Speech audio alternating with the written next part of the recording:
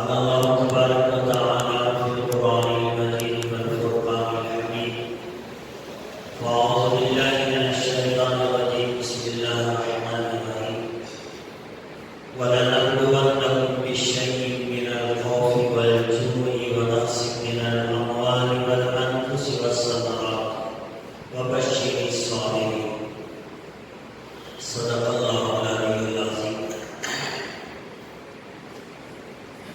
معزز سامعین کرام، محترم بزرگوں، عزیز نوجوان ساتھی، اللہ تبارک و تعالیٰ نے ہم لوگوں کو جو نعمتیں عطا فرمائی ہیں، ان نعمتوں میں سے سب سے بڑی نعمت تو انسان کو جو ملی وہ ایمان کی نعمت ہے۔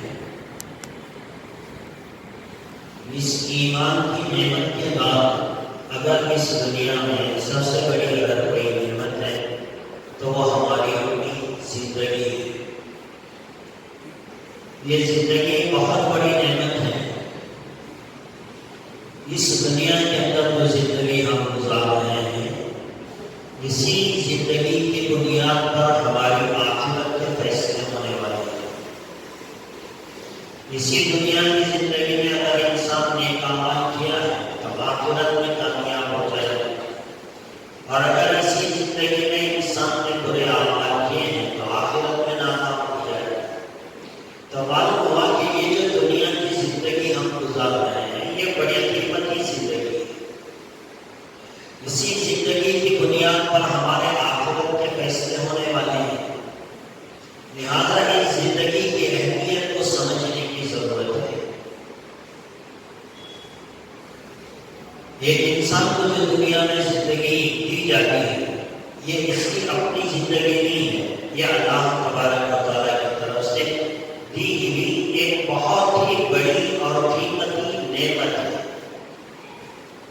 اسی لیے شریعت میں خودکشی کرنے کو حرام قرار دیا گیا کہ کوئی آدمی اپنی زندگی کو اپنے ہاتھوں سے ختم کرے، اس کی اسلام کی اجازت نہیں دیتا، بلکہ اس کی تعلیم دیتا ہے کہ اپنی زندگی کو بچانے کی کوشش کرے۔ زندگی اور موت تو انسان کے اختیار میں نہیں ہے، وہ تو اللہ کے اختیار میں ہے، لیکن اس زندگی کو بچانے کی کوشش کرنا، اس کی اہمیت شریعت میں بہت زیادہ تاکید کے ساتھ کی گئی۔ ایک تو خودکشی کرنے کو حرام قرار دیا گیا، اور دوسرا جب انسان بیمار ہو جاتا ہے تو پھر اس کے لیے علاج کرنے کا حکم دیا گیا، اور اللہ کے نبی صلی اللہ علیہ وسلم کی یہ سنت قرار دی گئی کہ جب آدمی بیمار ہو جائے تو اس کا علاج کرے، اور اگر کوئی ڈاکٹر یا حکیم کسی چیز کا پرہیز بتائے تو اس چیز کو اپنے اوپر لاگو کر لے۔ شریعت یہ کہتی ہے حلال چیز بھی انسان کی زندگی بچانے کے لیے کبھی کبھی حرام ہو جاتی ہے، اور انسان کی زندگی کو بچانے کے لیے حرام چیز بھی کبھی کبھی حلال ہو جاتی ہے۔ اللہ کے نزدیک یہ جو زندگی ہم گزار رہے ہیں، یہ اتنی قیمتی زندگی ہے کہ اس کے بچانے کے لیے حلال حرام ہو جائے گا، اور اگر چاہیں تو حرام حلال ہو جائے گا۔ ایک انسان کی زندگی خطرے میں، بیمار پڑ گیا، اب علاج نہیں ہو رہا ہے، لیکن دنیا میں یہ علاج اس کا ایسا ہے، کسی حکیم کسی ڈاکٹر نے کہا کہ میں ایسی دوا یہ چیز ہے استعمال کرو، اس سے تمہاری صحت یابی ہوگی، تمہاری جان بچے گی۔ لیکن اس کے اندر اگر الکوہل ہے، شراب اس کے اندر مکس کی گئی ہے، حالانکہ شریعت نے شراب کو حرام قرار دیا ہے، لیکن اس چیز کے علاوہ اور کوئی دوا دنیا میں نہیں مل پا رہی ہے، اور اس کے پینے یا کھانے سے انسان صحت یاب ہو سکتا ہے، تو شریعت نے اجازت دے دی کہ جس چیز میں الکوہل ملا ہوا ہو، اگر اپنی جان بچانا ہے اور اس کے علاوہ کوئی دوا دنیا میں نہیں ہے تو اس حرام چیز کو بھی استعمال کرنے کی اجازت دی ہے۔ ایک آدمی بھوک سے مر رہا ہے، کھانے کے لیے کوئی چیز اس کے پاس نہیں ہے، ایک دن گزر گیا، 2 دن گزر گئے، 3 دن گزر گئے، کمزوری بڑھتی چلی گئی اتنا بڑی کہ انسان موت کے قریب آ گیا، موت کے قریب انسان چلا گیا، اب بچنے کا کوئی راستہ نہیں، لیکن اس کے پاس ایک ایسی چیز سامنے موجود ہے جسے اسلام نے حرام قرار دیا ہے، شریعت نے اسے حرام قرار دیا ہے، جیسے خنزیر کا گوشت ہے۔ اب اس کے علاوہ اور کوئی چیز کھانے کے لیے جان بچانے کے لیے وہ اگر کھا لے گا تو اس کے جسم میں تھوڑی طاقت آئے گی، تھوڑی انرجی آئے گی، وہ خود پہ قابو پا سکے گا اور اپنی زندگی کی حفاظت کر سکے گا۔ تو شریعت نے کہا کہ جو چیز ساری زندگی حرام تھی، اپنی زندگی اور اپنی جان کی حفاظت کے لیے حرام چیز بھی حلال ہو جاتی ہے۔ اب اسے یہاں کھانے کا حکم دیا، چلو بھائی یہ خنزیر ہے، یہ حرام ہے، ساری زندگی اس کی طرف تم نگاہ بھی اٹھا کر نہیں دیکھتے تھے، لیکن آج اپنی زندگی کے بچاؤ کے لیے، اپنی جان کی حفاظت کے لیے اگر یہ کام بھی کرنا پڑے تو شریعت نے کہا ٹھیک ہے کر دو، اپنی جان بچاؤ۔ یہ زندگی بڑے قیمت کی ہے۔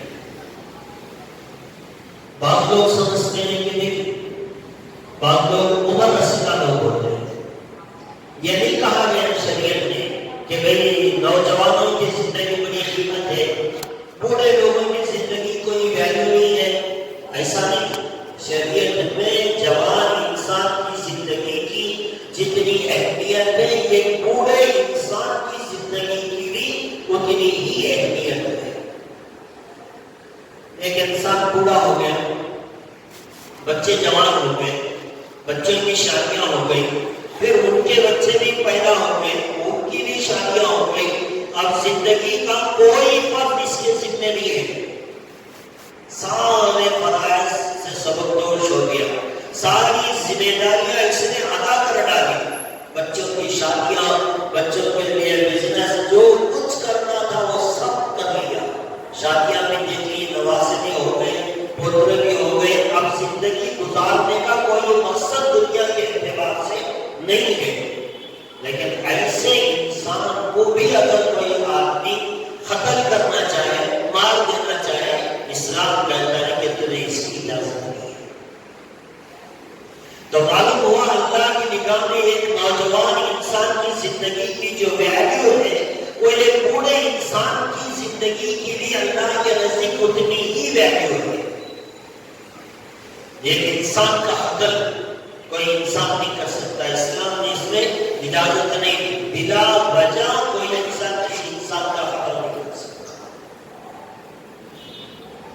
اور اللہ تبارک و تعالیٰ نے یہاں تک ارشاد فرمایا کہ اگر کوئی انسان کسی انسان کا ناحق قتل کر دے، سزا کے طور پر قاضی نے کسی کو پھانسی کی سزا دے دی، کسی کو سنسار کر مارنے کی جو ہے سزا دے دی، یہ الگ بات ہے، لیکن بغیر کسی وجہ کے ایک انسان کو قتل کرتا ہے تو اللہ تبارک و تعالیٰ نے فرمایا فَكَأَنَّمَا قَتَلَ النَّاسَ جَمِيعًا، ایک انسان کی زندگی کا ختم کرنے والا وہ سارے انسانوں کا قاتل سمجھا جائے گا۔ تو اللہ کی نگاہ میں انسان کی زندگی کی ویلیو ہے، اس کی قدر ہے اللہ کی یہاں۔ اب یہ جو ہماری زندگی آئی ہے، اللہ نے جو ہم لوگوں کو دی ہے، اس زندگی کی قدر کرنا ہمارے لیے انتہائی ضروری ہے۔ ہر حال میں ان سے بچانا، بیمار ہو گئے تو علاج کروانا، بوڑھے ہو گئے تب بھی علاج کرانا، ایسا نہیں کہ آدمی بوڑھا ہو گیا اب اسے علاج کرائیں گے، زندہ ہوگا اچھا ہو جائے گا، پھر بھی کیا فائدہ، کوئی بھی تو کام نہیں کر سکتا۔ چلو ایسا بیمار ہوگا، اچھا ہونے سے بچ جانا بہتر ہے، اس کی اولاد، اس کے رشتہ دار اسے ایسے ہی چھوڑ نہیں سکتے۔ حتی الامکان انسان کوشش کرے اپنی زندگی کی حفاظت کی۔ ہاں اگر ڈاکٹر خود کہہ دے کہ اب یہ ناعلاج ہے، اب اس کا علاج نہیں ہو سکتا، تو خامخواہ ہاسپٹلوں کے چکر مت کاٹو، اپنے گھر میں لے جاؤ، انتظار کرو، اب ان کے لیے کوئی دوائی کام نہیں کرے گی، اس طرح اگر کوئی ڈاکٹر کہتا ہے تو پھر ایسی صورت میں لے جا کر آپ اپنے بیمار بوڑھے باپ کو یا نانا کو یا دادا کو اپنے گھر میں رکھ سکتے ہیں، ورنہ علاج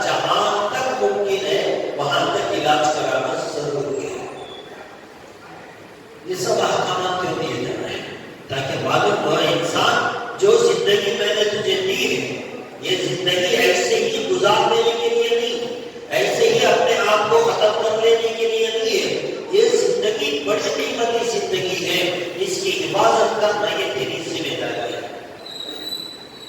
اسی لیے آپ دیکھیں اس زندگی کو بچانے کے لیے، جیسے کہ میں نے کہا، بیمار انسان اگر چاہے حرام بھی کبھی کبھی اپنی جان بچانے کے لیے حلال ہوتا ہے، اور حلال چیز ہے، حلال چیز ہے، گوشت کھانا حلال ہے، شکر کھانا حلال ہے، حلال چیز ہے، لیکن اتنی شوگر بڑھ گئی کہ اب اگر وہ شوگر استعمال کرے گا تو اس کے لیے جان کا خطرہ ہے، ہارٹ اٹیک ہو سکتا ہے، کچھ کا کچھ ہو سکتا ہے۔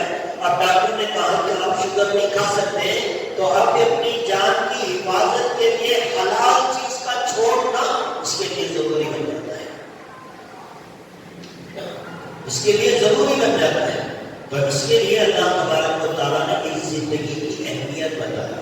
تو انسان کو کوشش کرنی چاہیے کہ وہ اپنے آپ کی حفاظت کرے، اپنی زندگی کو بچانے کی فکر کرے، جتنا کر سکتا ہے اتنا کر لے، اس کے بعد جو ہوگا وہ اللہ تبارک و تعالیٰ کے مرضی سے ہوگا۔ بعض چیزیں ایسی ہیں، ایک انسان ہے، اس کے لیے اللہ تبارک و تعالیٰ نے اجازت دے دی، شریعت کے اندر بھی آپ دیکھیں اجازت دے دی۔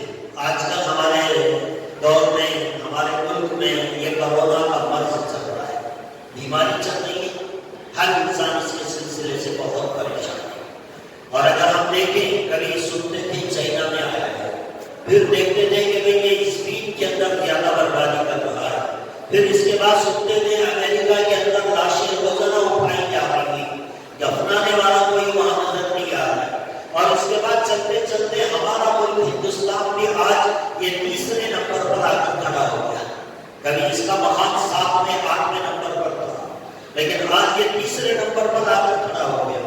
ہندوستان کے اندر پاپولیشن زیادہ ہے، آبادی بہت زیادہ ہے، اور یہاں انسانوں کا میل جول بہت زیادہ ہے، گھر بھی آپس میں ایک دوسرے سے ملے جلے رہتے ہیں، گھر کے اندر جو ممبرز ہیں ان کی تعداد بھی زیادہ ہے، زیادہ سوشل ڈسٹینس مینٹین کرنا ہندوستان کے اندر یہ بہت زیادہ مشکل کام ہے، چونکہ پاپولیشن زیادہ ہے، آبادی بہت زیادہ ہے، گھر جو ہے وہ آپس میں ایک دوسرے سے ملے جلے رہتے ہیں، اور ایک ایک گھر کے اندر جو فیملی ممبرز ہیں ان کی تعداد بھی بہت زیادہ کثرت میں ہے۔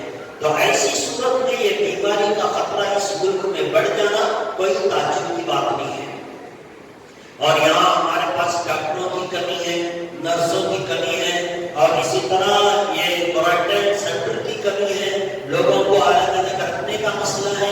یہ سارے مسائل ہونے کی وجہ سے آج ہمارے اس ملک کے اندر روزانہ نئے جو ہے کیسز مل رہے ہیں، مرنے والوں کی تعداد بڑھ رہی ہے۔ کبھی سنتے تھے کہ گوری بنگلور میں ایک پیشنٹ مل گیا، کبھی سنتے تھے بنگلور کے فلانے علاقے میں گوری پاٹے میں ایک مل گیا، لیکن آج دیکھتے دیکھتے آج حالت اتنی زیادہ ہو گئی کہ آج ہم اپنے گھروں کے آس پاس بیماروں کو دیکھ رہے ہیں، آج ہم اپنے شہر کے اندر دیکھ رہے ہیں، محلے میں دیکھ رہے ہیں، پڑوس میں دیکھ رہے ہیں کہ یہ بیماری آ گئی ہے۔ تو ایسی صورت میں احتیاط کرنا، اس سے بچنے کے لیے جتنی کوشش کرنا ہے اتنی ساری کوشش کرنے کی اسلام ہمیں اجازت دیتا ہے۔ اور اس کے لیے اپنی جان کی حفاظت کے لیے اگر کوئی اللہ کے احکامات میں آگے پیچھے ہو جاتا ہے تب بھی اللہ تبارک و تعالیٰ اس کے لیے درگزر کر دیتے ہیں۔ قرآن کریم میں اللہ تبارک و تعالیٰ نے فرمایا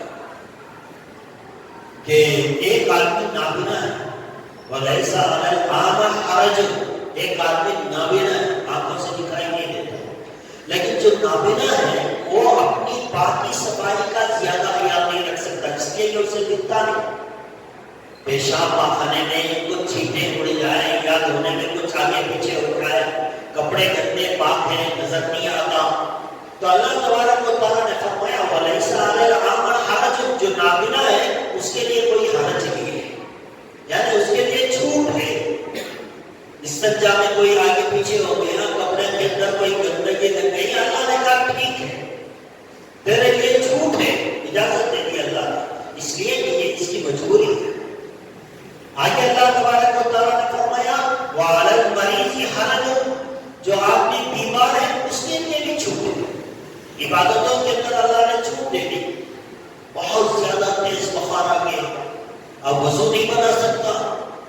اسلام نے کہا شریعت نے کہا ٹھیک ہے تیرے لیے اجازت ہے، وضو نہ کر تیمم کر لے، غسل واجب ہو گیا، بخار تیز چلا رہا ہے، غسل نہیں کر سکتا، اسلام نے کہا چلو بھائی ٹھیک ہے تیمم کر لو، پانی کا استعمال بند کرو۔ ایک آدمی بہت زیادہ بیمار ہو گیا، حالانکہ نماز میں کھڑا ہونا قیام کرنا یہ فرض ہے، اب ایک آدمی بیمار ہے کھڑا نہیں ہو سکتا، شریعت نے کہا چل کے بیٹھ کر نماز پڑھ لے، ایک آدمی بیٹھ بھی نہیں سکتا سو رہا ہے، شریعت نے اجازت دی کہ وہ سو کر نماز پڑھ لے۔ وَلَيْسَ عَلَى الْمَرِيضِ حَرَجٌ، اللہ نے کہا جو بیمار ہے اس کے لیے بھی کوئی حرج نہیں۔ بہت زیادہ چھوٹ اللہ تبارک و تعالیٰ نے دی۔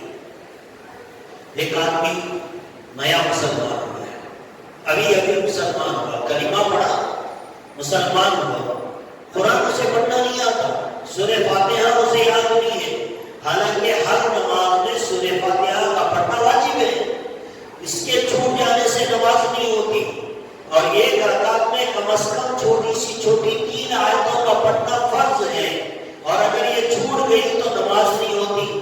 لیکن ایک آدمی آیا ابھی ایمان میں داخل ہوا، نہ اسے سورہ فاتحہ یاد ہے اور نہ کوئی اور سورت ہے، اسلام نے کہا کہ بھئی جو تجھے آتا ہے وہ پڑھ لے، تیری نماز ہو جائے۔ کھڑا ہو گیا، تجھے پتہ ہے آپ نے صرف اللہ اللہ کہا، امام صاحب کے ساتھ رکوع کیا، سجدہ کیا، کھڑا ہو گیا، اللہ قبول کر لیں گے۔ اور ایک انفرادی نماز پڑھ رہا ہے، اس میں بھی یہی معاملہ ہے کہ وہ کچھ نہیں پڑھتا، صرف اللہ اللہ کہہ رہا ہے، اللہ اس کی نماز کو قبول کر لیتا ہے۔ تو اللہ تبارک و تعالیٰ نے حالات کے اعتبار سے چھوٹ دی ہے، حالات کے اعتبار سے چھوٹ دی ہے، لہذا اب جو بیماری کرونا کی ہمارے شہر کے اندر چل رہی ہے یا ہمارے علاقے میں چل رہی ہے، اس کے لیے احتیاط کرنے کی اسلام نے بہت اجازت دی۔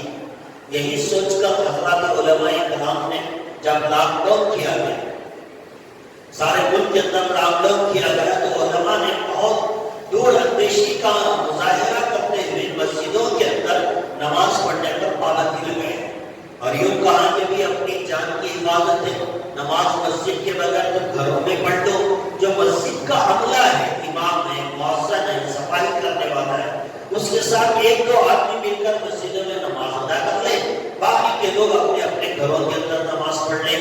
اب اس کی اجازت علماء کرام نے دی، حالانکہ مسجد کا مقام بہت اونچا، جماعت کے ساتھ نماز پڑھنے کا ثواب بہت زیادہ، یہ ساری چیزیں تھیں، لیکن اس کے باوجود انسان اپنی جان کی حفاظت کرنے کے لیے حضرات علماء کرام نے اتنے بڑے بڑے فیصلے کیے۔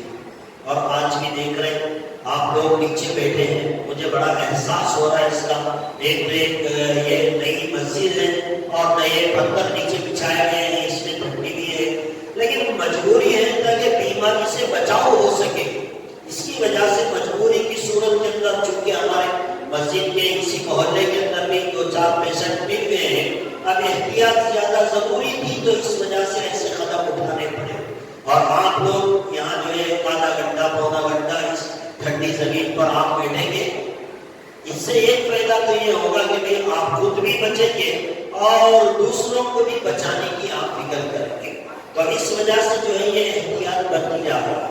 لیکن آج ایک سب سے بڑی بات جو دیکھی جا رہی ہے اس بیماری کے تعلق سے، دیکھیے علاج کرانا برا نہیں ہے، احتیاط کرنا برا نہیں ہے، اسلام تو خود اس کی تعلیم دیتا ہے، احتیاط کرنا ضروری ہے اور پرہیز کرنا ضروری ہے، علاج کرانا ضروری ہے، لیکن علاج اس کا کوئی علاج نہیں، آج تک اس کا کوئی علاج دریافت نہیں ہوا، حالانکہ واٹس ایپ کے اندر روزانہ 10 ویڈیوز آتے ہیں، ہر کوئی دعویٰ کر رہا ہے ہمارے پاس یہ دوا ہے، یہ کھا لو، یہ کھا لو، کسی نے لوگ، کسی نے چکلا، پتہ نہیں کیا کیا، ہلدی مٹھی میں پتہ نہیں ساری چیزیں استعمال کروا لو، روزانہ واٹس ایپ میں 10 ویڈیو آتے ہیں، اس کے اندر بتایا جاتا ہے کہ یہ کورونا کا علاج ہمارے پاس ہے، یہ کھا لو، یہ کھا لو، حالانکہ اس میں کتنی حقیقت ہے، ساری دنیا اس کا علاج تلاش کر رہی ہے، آج تک اس کی کوئی دوا نہیں بنی، نہ ہی اس کی کوئی ویکسین بنی ہے، لہٰذا ابھی یہ بیماری لا علاج ہے، اس کی کوئی دوا نہیں ہے،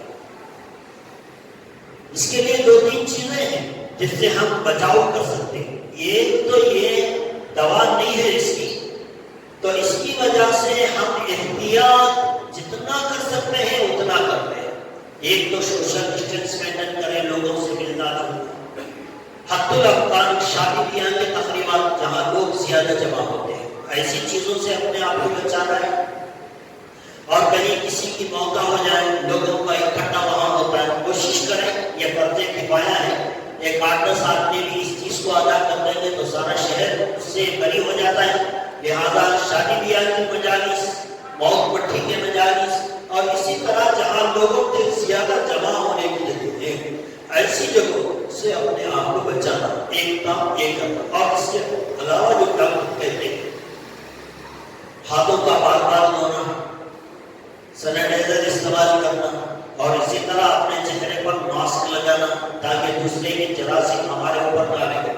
آج تک یہ سمجھا جاتا تھا کہ بھئی یہ جراثیم دوسرے کے منہ سے باہر نکلیں گے، کسی چیز پر پڑیں گے، پھر اس چیز کو کوئی اچھا آدمی ہاتھ لگائے گا تو پھر وہ ہاتھ اپنے منہ کو لگائے گا تو یہ جراثیم اس کے اندر جائے گا۔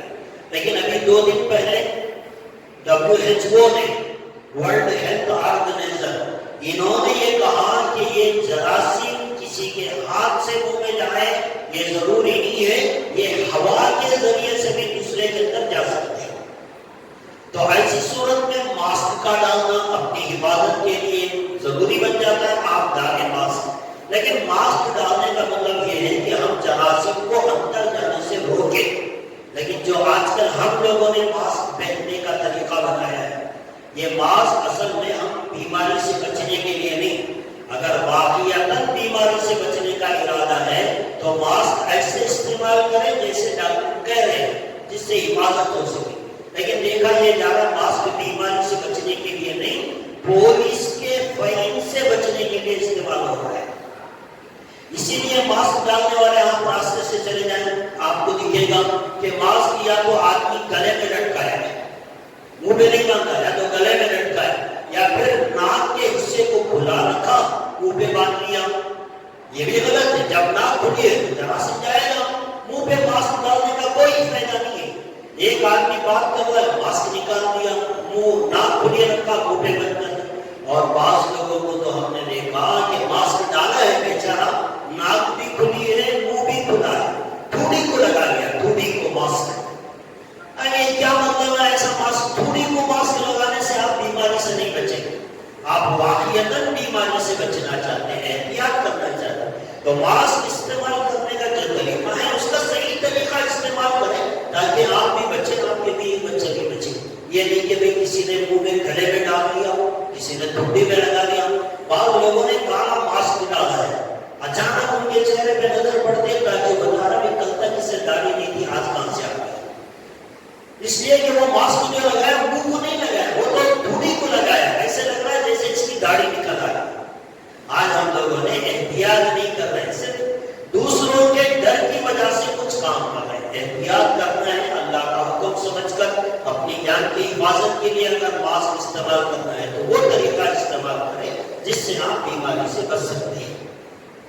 تو ایک تو یہ بات ہو گئی کہ آپ اپنے طور سے احتیاط کریں، اور دوسری چیز یہ ہے کہ انسان اس کے لیے کوئی دوا نہیں، جیسے ڈاکٹر بھی کہہ رہے ہیں کوئی دوا اس کے لیے ہے، انسان خود سے فائٹ کرنا پڑتا ہے۔ یعنی انسان کی اندرونی طاقت، اللہ تبارک و تعالیٰ نے ہر انسان کے اندر ایک سسٹم رکھا ہے کہ باہر کے جو غیر ضروری جراثیم اندر آتے ہیں، اللہ نے ہمارے جسم کے اندر، ہمارے خون کے اندر ایسے جراثیم رکھے ہیں جو ان سے فائٹ کرتے ہیں۔ عام زبانوں میں کہتے ہیں انسان کی اس کی ایبیلٹی، اس کے اندر کی طاقت وہ فائٹ کرتی ہے۔ تو اس کے لیے کوئی دوا نہیں ہے، انسان کو چاہیے کہ وہ اپنے آپ کو تندرست رکھے، اپنی جسمانی طاقت کو بڑھائے، اپنی ایمیونٹی بڑھائے، اور ایسی چیزیں کھائیں جس کی وجہ سے انسان کی ایمیونٹی بڑھتی ہے، اندرونی طاقت بڑھتی ہے۔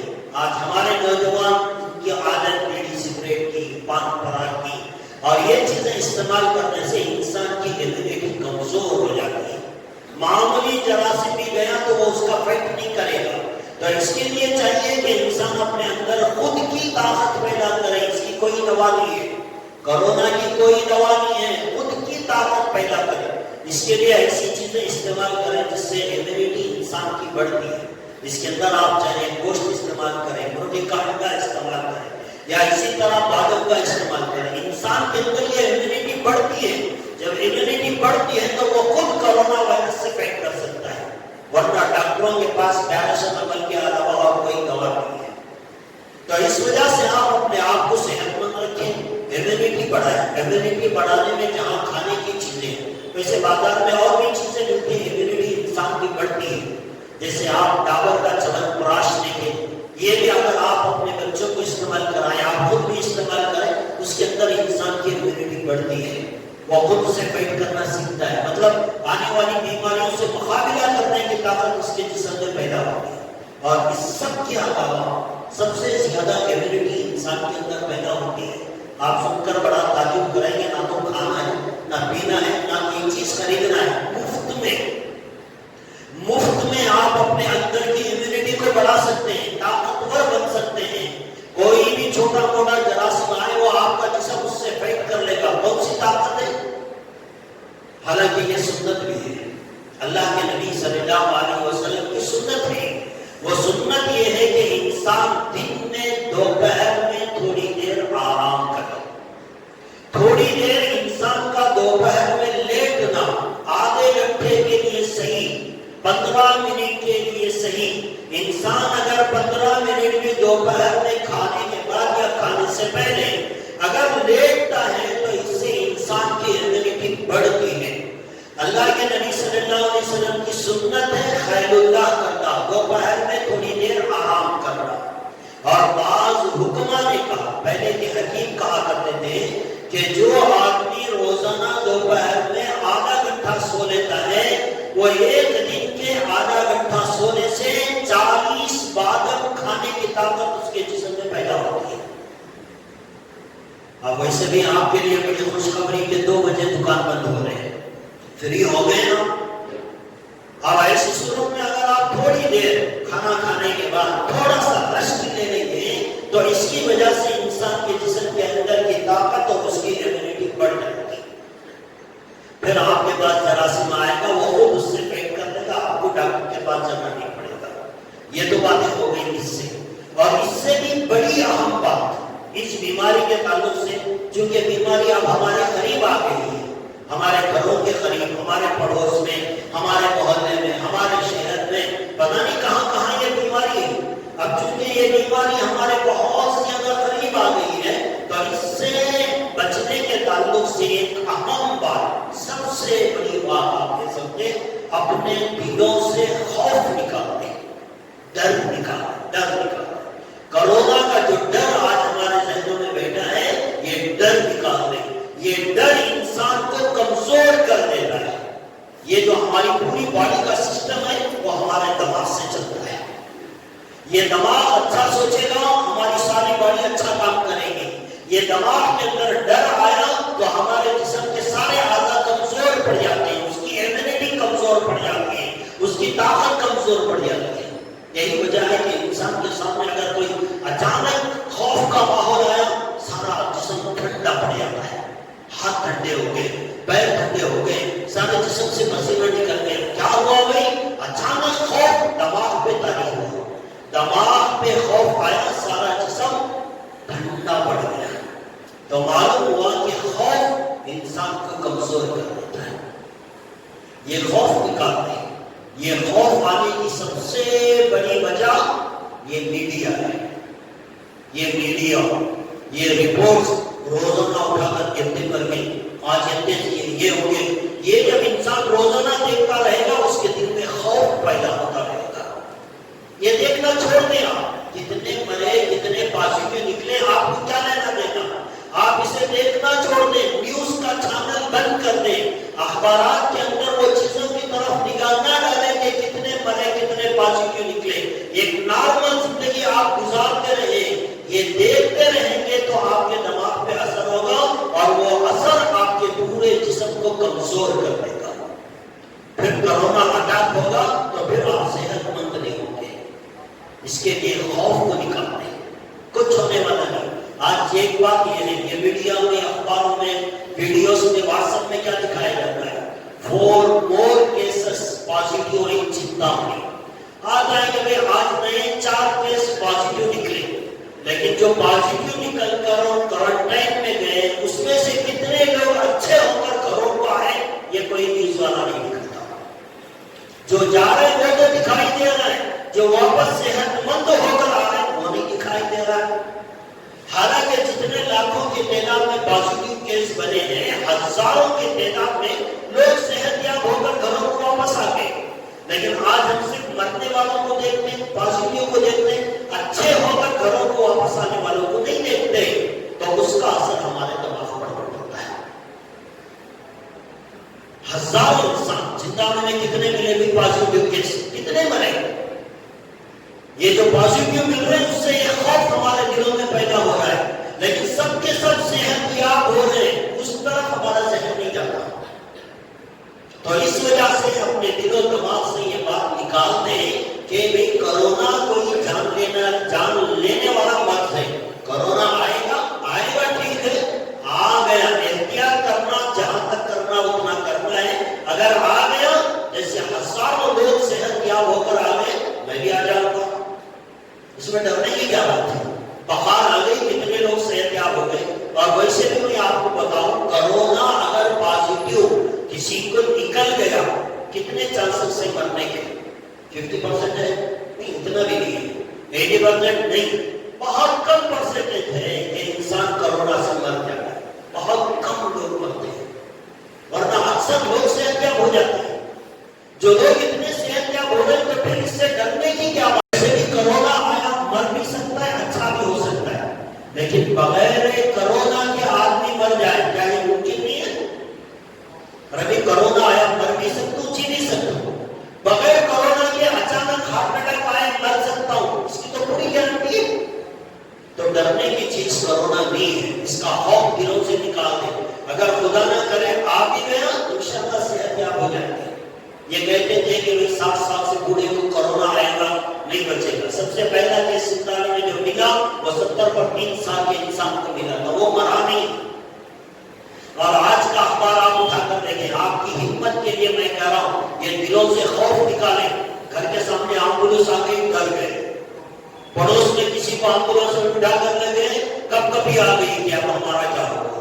میں کہتا ہوں کرونا پازیٹیو نکل جائے, ساری دنیا میں آ رہا ہے, کل کو ہمارے میں آ جائے, ڈرنے کی بات نہیں ہے. اس کا خوف نکالو. یہ خوف تمہیں موت سے پہلے مار دے گا, مرنے سے پہلے مار دے گا.